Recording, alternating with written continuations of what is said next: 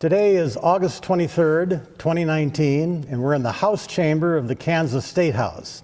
I'm Dale Goder, and I'm conducting interviews for the Oral History Project featuring legislators who served from the 1970s to the years 2000.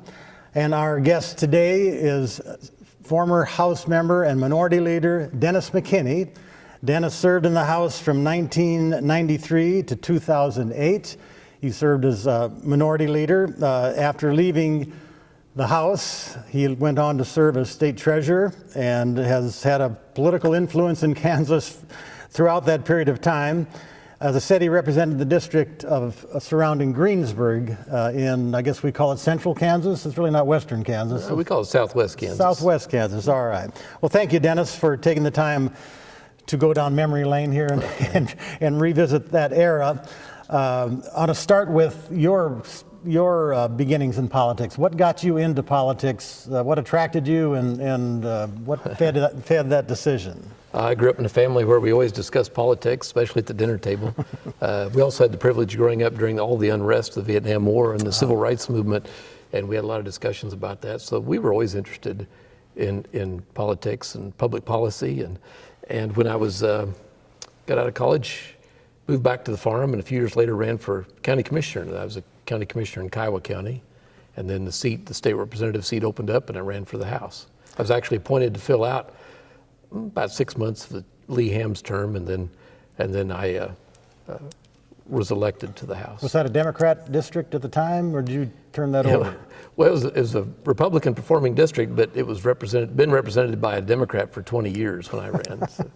How does that happen? How does that? There's a few places in the state where you see that. What are the dynamics that make that work? Personality is one of them. Well, if you're not in the majority party, obviously you have to work harder as a candidate. Yeah. But it was not as partisan then as it is now. And so a lot of people might meet you on the doorstep and say, "Are you Democrat or Republican?" You say, "Well, I'm a Democrat." And they say, "Well, we usually vote Republican, but we look at the candidate."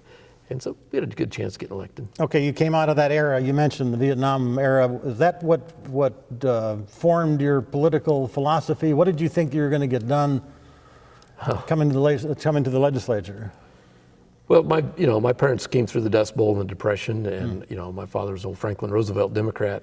But our focus mainly was on how do we solve problems? How do we get the right kind of policy that actually solves problems?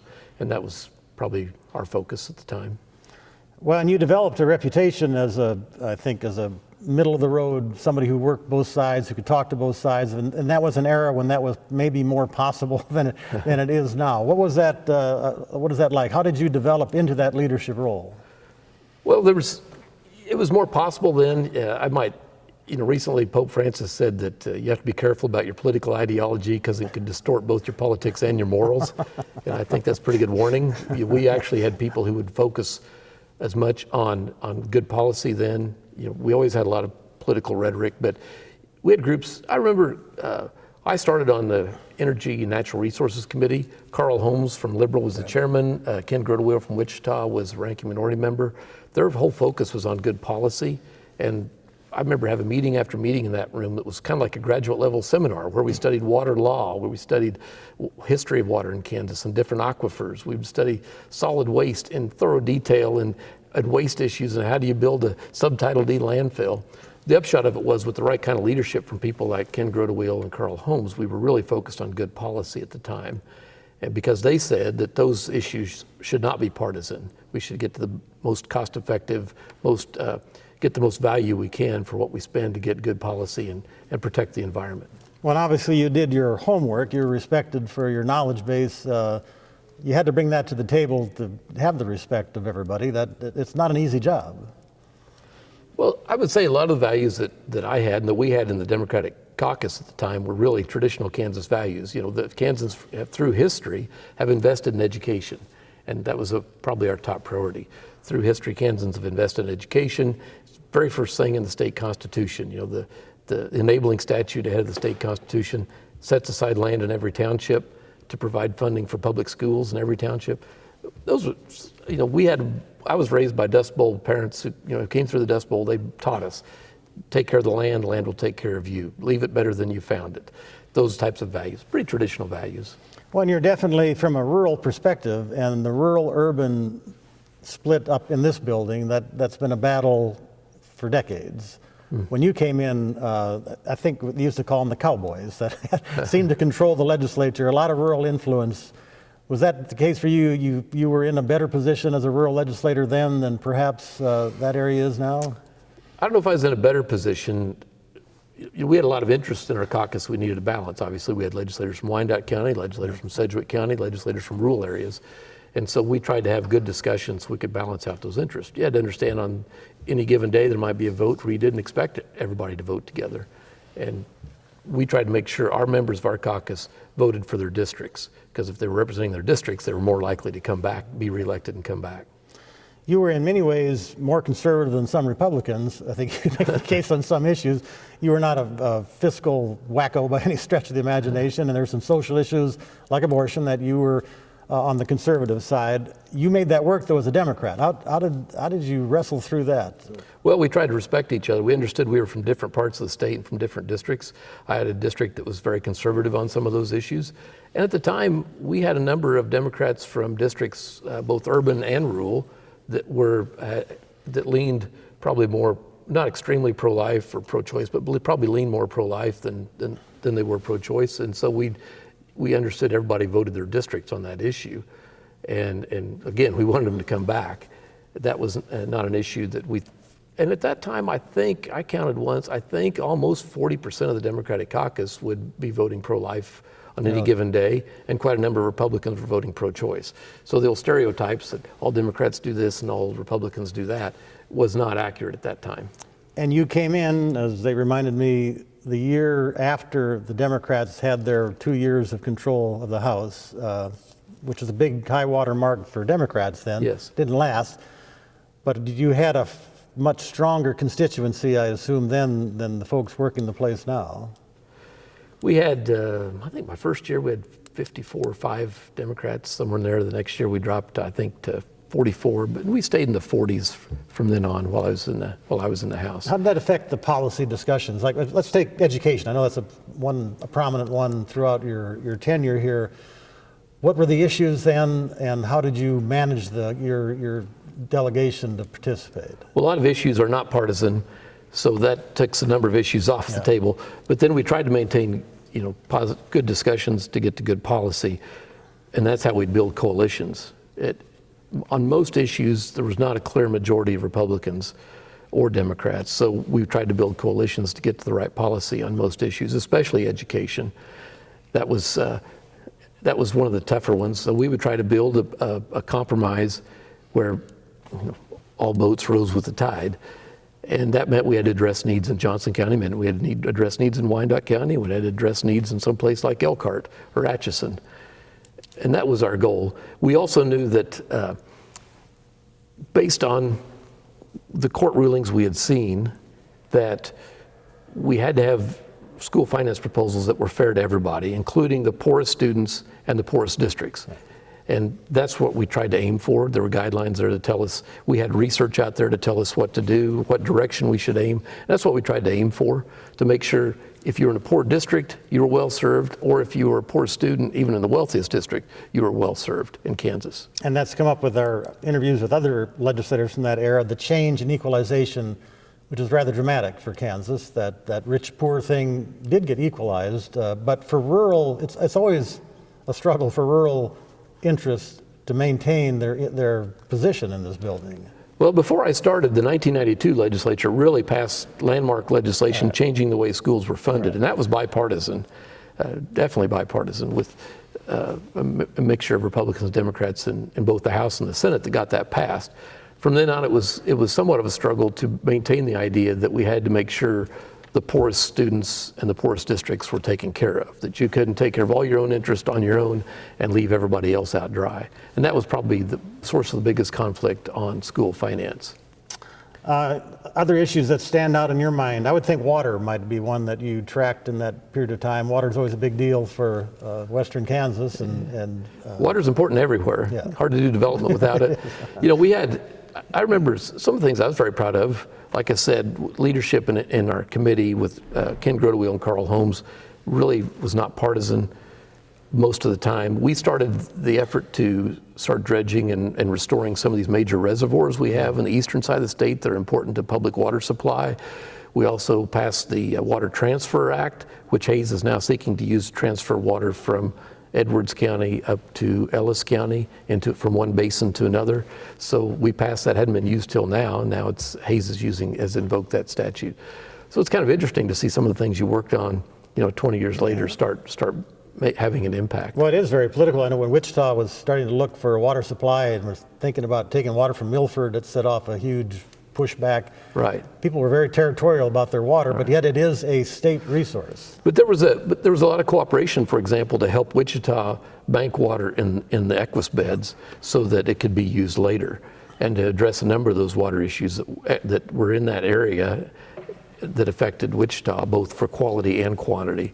And there was always, also for air travel, there was a lot of interest in cooperating on that so that places like Wichita and even Hayes and Garden City and Salina and Manhattan could have good quality air travel.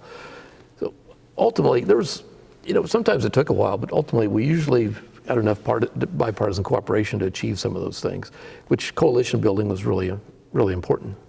I'm sure in your mind it was always the case, though, that you're looking out for your constituents, and you are a rural area, and rural Kansas has declined in population and probably in economic clout to some extent. When you look back there, were you just fighting the tide all that time and you really can't control this, or were there some stopgap things you did that did preserve life in rural Kansas? Well, there's a number of things, a lot of small things we did over the years. But I think one of the main things we did was maintaining an investment in education, including at the community college level for vocational and technical education. Because right now we talk about how we've lost people in rural Kansas, but there's still demand. If you're a good welder, you can get a job quickly in rural Kansas. For people with high levels of education, agronomists, someone who understands animal physiology, someone involved by, say, wildlife and parks, wildlife biologists, someone who's good at technicians at the John Deere dealership or the Agco dealership. If you have those kind of skills, you can still get a job pretty quickly in rural Kansas. And so that's why we have to maintain an investment in education, because with the right education, there are still plenty of jobs in rural Kansas. Okay, tax issues are there every year, and that pendulum swings one way or the other. When you look back, what were the tax issues, the burden on Kansas, how it was distributed? What did you see I think happening? it's very interesting to me. We had scholars look at this for several times over the years. I remember, Joan Finney had taken a look at the tax structure. Governor Graves had a commission of both, scholars, researchers from Regents institutions and business leaders got together and they looked at our tax structure, and they all said the same thing. Look, Kansas has this three-legged tax tool of sales, income, property taxes. We maintain that, so in economic shifts we're still stable, and we need to maintain a certain level of revenue. They all said maintain the three-legged structure because it spreads the burden out. Then we came to, in the Brownback administration, there was a huge rollback in income taxes, and eventually sales taxes had to go up to compensate for that. Property taxes went up. Local governments were forced to raise property taxes to compensate for that. And the interesting thing about that, when we got there, we really saw the impact. Young families out there, even though their income tax rate had declined a little bit, they lost their child care tax credit, they lost their home mortgage interest deduction, they lost their medical deduction. So a lot of these young families started paying more. And while they lost these benefits, they were looking around, well, my school's got less money. What's going on? My highway has less money. My hospital's struggling. And so there's a lot of frustration grew out of that. Now we're back to more of a three-legged tax system. Probably need to make some more changes to get back to that. But trying to maintain a system that's fair to wage earning families.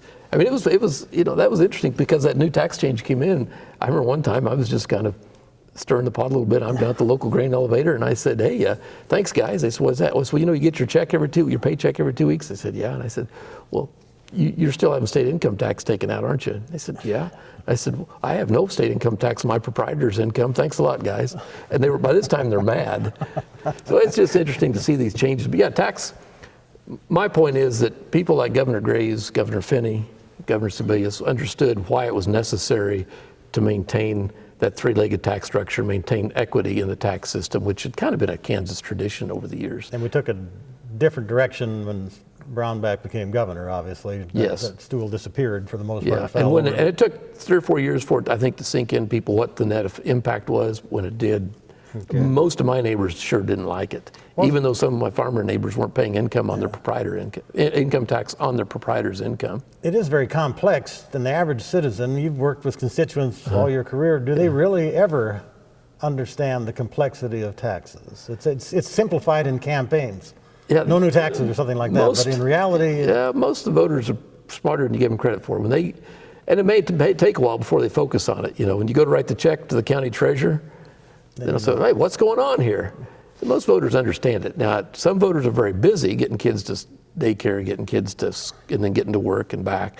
So it may take them longer for it to sink in. But when they do, they understand it. well, let's talk about the personalities a little bit. You mentioned Governor Finney, Governor Graves, you did not serve under Governor Hayden. That was before I was in the legislature. I was a county commissioner prior. okay. About when he was here. Those are unique personalities. Governor Finney, particularly. When I came here as a reporter, she was as state treasurer, which is a position you went on to hold. Yeah. What was it like? Are there any specific challenges working with each of those? How did their style play out working with legislators? You know, I have a great appreciation for Governor Finney, and at that time, a lot of people made fun of her because people thought she didn't understand policy all that well. But she understood people, and she was unfailingly courteous to people in the public when she met the public. And I have a great appreciation for her ability to do that now. And she had certain core principles, and she stuck with them. And I remember one time she came to, I was my first term, and she wanted initiative passed so voters could put initiatives on the ballot. And there's some legislators that drawn a proposal. It wasn't too bad. It required some signatures in every Senate district around the state. You couldn't get just signatures, say, in Johnson and Wyandotte County. You had to get signatures from all over the state, so there was a statewide interest. Had a number of other safeguards built into it, so I thought, well, this looks okay to me. But I just remember she came to our caucus that morning that was coming up for a vote, and this was her number one issue, something she really believed in. All the time she'd been a state treasurer and she's governor, she believed in it, just wholeheartedly. And she came in and she said, "This is our opportunity. This is something I really believe in." And she teared up. She said, "Please, just do this for the people." And I thought, she came down here to ask me to do this. This bill looks like a good one to me. I'm going to do it. And it passed the House. I remember, Tom Sawyer helped it get past the House and didn't get past the Senate. But as a result, this is one thing that sticks out in my memory. All of us who voted for it, she invited us out to Cedar Crest. And she was a wonderful entertainer, very gracious. We ate dinner. She played the harp for us. She gave us a tour of Cedar. She played the harp. She did very well, and she gave us a tour of Cedar Crest. Explained a lot of the gifts that were there that had been given to the state by dignitaries from other nations, and had all the history down. It was very enjoyable. There are a lot of stories about her. One that I recall is she went to China on a mission and is going into the receiving room with all the Chinese delegation, and nobody speaks a word and everybody's afraid to move. And she went and shook hands, and it was like, even though there was a language barrier, she connected with every person face to face. Which was you still hear stories. People at the state went to see her at the state fair, and they went back to state fair the next year, and she remembered them, knew their name, and say, "How's your daughter doing? Didn't you have a daughter studying agronomy at K-State?" Well, yeah, I did.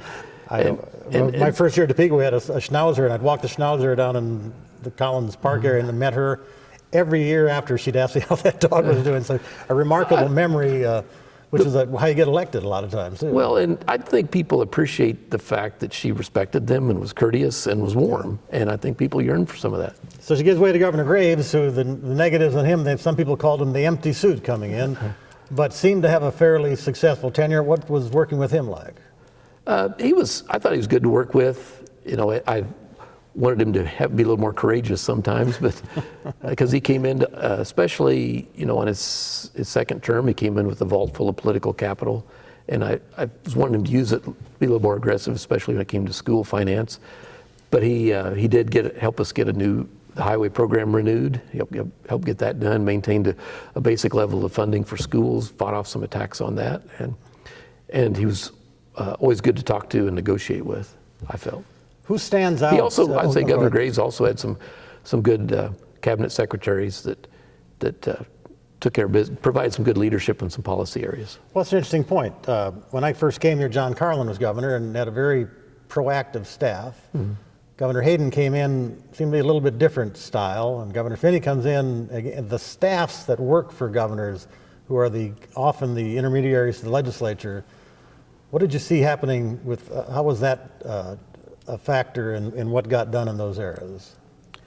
It's a big factor. You know, if governor's staff gets out of the office, comes talk to you, and builds relationships, it's always helpful. I think that's one of the main impressions that I got from the time. I remember one man who worked as the chief of staff for Governor Graves would just stop by some of our offices. It didn't matter, we were Democrats, kind of wanted to know what we were thinking. Well, the upshot was that if he came and asked you for help, you'd say, hey, you'd listen at least. Might not agree, but you'd at least listen. He had a listening. Or if you needed something, you feel like you'd go talk to him and say, we got this problem over here. Or sometimes you might have a warning for him. You might say, hey, you got a problem over here, you better address it. And you felt like, oh, I'll tell him. Well, politics is a difficult business, so you had that leadership role as minority leader. And day to day, session to session, what kind of strategy did you have in mind going in that you knew you had to follow a certain pattern or be a certain kind of person? What made that work?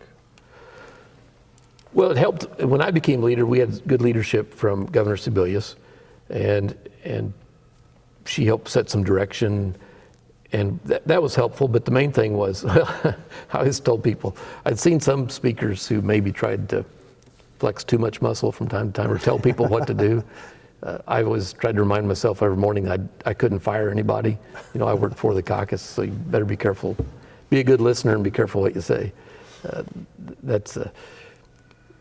But we also had some key priorities within our caucus. We tried to engage as many people in the caucus as we could in leadership positions or in positions where they could influence policy, help them get their amendments out in committee, and if not in committee, then get them out on the floor of the House where they could at least make a point. So we tried to empower our members as much as we could to carry issues for their district, to carry issues they really believed in, and find places they could get it out. Because sometimes if the process tried to shut them off, it was very frustrating. And that's, I have to say that while I was in the legislature, I have to give Tim Shallenburger some credit because he didn't try to completely choke things off. He was Speaker of the House. He was Speaker of the House, and the debate, the forum was usually open to debate and amendments, so people could at least get their ideas out. Might get voted down, but if you at least get your chance to present your idea, people are a lot less frustrated. And the end goal is always the benefit of the state as a whole. So you served with Democrat governors, 2 of them, and you served with Republican governors. When there are Democrat governors in place and a Republican legislature, do things generally work better, not having it be a monolithic? Is that a dynamic that benefits the state? I think so, in the sense you get a better discussion of the issues. You get the better clash of ideas. Not everything's controlled, and we're all going to do it one way. Occasionally, it takes a governor of a different party, with the veto, to slow things down and get things done. We had. And that helped. Of course, one of the key issues too, that came up while I was minority leader, was school finance, and we had special difficult sessions in 04 and 05. Then we had a special session in 05, and then we finally started reaching some better solutions. 2006 and 7 and 8. And you can still see the evidence of that today. What are the things back in that era that you worked on that left a mark, that you felt survived, and when you look at the news every day or watch the state, that you maybe had a hand in, or the legislature of that era had a hand in? Well, I didn't have a big hand in some things, but you wanted to try to be a part of helping certain things to pass, like how do we improve foster care? How do we improve, care for children in need of care, who they're placed in foster care or placed in an institutional-based setting? We tried to improve that, and I wasn't the leader on those issues, but how do you improve care at state hospitals and those types of institutions? That was important to us. We had some people like Melvin Minor, who was very good on those issues, and people didn't know it because he was doing a lot of it behind the scenes, but Larned State Hospital is in his district. Unfortunately, I would say that's one of my biggest disappointments, was to see a lot of those changes evaporate in subsequent years. The Youthville facility at Dodge City, we raised a lot of private money for that facility to partner with the state to treat some of the most physically, mentally, sexually abused children in the state of Kansas were treated there. That's all closed now. We had a horse program, a dog program. That's all closed now. That was my biggest disappointment, see foster care services, child in need of care services, I think, deteriorate. What contributed to that? It's the people who are here, but what was going on in the public mentality that lets that happen? Like Pope Francis said, we have to be careful about political ideology because it can distort our politics and our morals. If you're so totally against government that you don't recognize our basic functions, like to care for a child who has no place to go, doesn't have a healthy home, they suffer, and a lot of people won't know about it. That bothered me a lot. On the other hand, in school finance, we passed some measures that really, I think for the first time, emphasize that we take care of the poorest children in the poorest school districts in the state. So no matter where you are in Kansas, you have an opportunity to get a good education. That was important. You had a solid knowledge of this business. And one of my favorite stories about you, I was doing the public television program Ask a Legislator, and you're on with Senator Phil Journey from Wichita, who is very proud of his knowledge of law, and he's talking about this big case that was influencing what was going on in Kansas. And he couldn't remember the name of it, and you chimed in and said Marbury versus Madison. McCullough versus Maryland. Oh, okay. Yeah. And the power to tax is the power to destroy. And your comment was, and I'm the farmer on this panel. Yeah. But you did have it seemed like I always thought that you had a sense of the tradition of government, that it's not just the casual stuff, the obvious stuff. There's something at stake here, what you're doing this and why you're doing it. Well, we have such a rich history in Kansas. I mean, right across the street from the Capitol, there's a statue and a memorial to Samuel Crumbine, who was a leader in the whole public health movement. Kansas was a leader in the public health movement. We were a leader in measures to protect labor, people working in coal mines and the mines in southeast Kansas. We were leaders. We were the first to adopt unemployment insurance to buffer the economic impact and the personal harm done when there were major layoffs in the industry. We were one of the first to adopt workplace safety laws, antitrust laws. The progressives, all those progressives like William Allen White helped put a lot of changes into place to limit the power of big business. And throughout Kansas history, like I said, there's always been a strong commitment to education, both public schools and higher education. So these are strong traditions in Kansas that we should be proud of, that we achieved with bipartisan cooperation. And that's something, obviously we understand government has to be limited. Yeah. The question is, we still have some basic functions and we should do them well. And that was the approach that I felt. Government has to be limited so our taxes are reasonable, so we don't overregulate and stifle creativity and innovation. And government has to be limited, most of all, to protect our civil liberties. But even with that, government still has a role to play to improve the quality of life in our society. And that's a long tradition of that in Kansas. Our conversation earlier with Senator Dave Kerr from Hutchinson, who served kind of in that area, he mentioned how the tone of communication changed so much with social media and when you got an email that's nasty, when you got letters, they were kind of civil. And did you experience that? Oh, yeah. Change? With the letter, you got to write it. It takes a while to write it. Then you fold it up, you put it in the envelope, and put a stamp on it. It may sit on your desk for a day or two, and then you might change it before you go drop it in the mailbox. With email, you type it, you hit the send button. And so, the communications declined somewhat.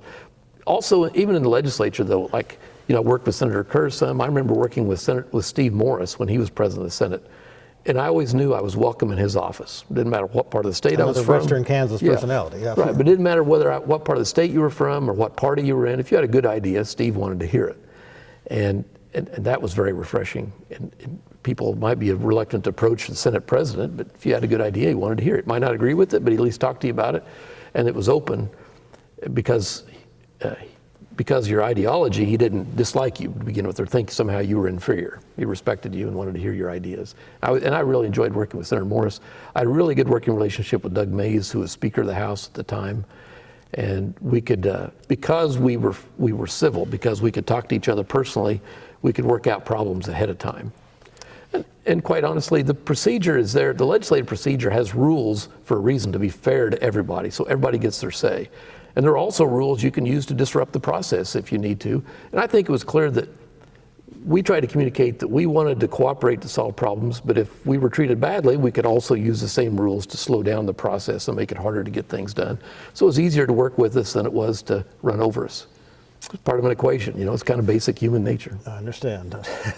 Well, that covers most of what I can recall from that era. What are any other issue areas, changes that took place that we want to document as part of this process to make sure that what happened then is remembered going forward. What's left there that we didn't cover? Yeah, I think over the years we passed some measures for water conservation and for addressing water issues and water supplies in the state, water quality, wildlife habitat, a number of things like that we did in cooperation, to help the Water Office, the Water Conservation Commission, the Conservation Commission, and other state agencies do their job better, so we could take care of our environment in real common sense ways. And I think we accomplished some good things in that regard. I always wished we could have passed a law requiring, some of the PACs that we see now disclose their donors.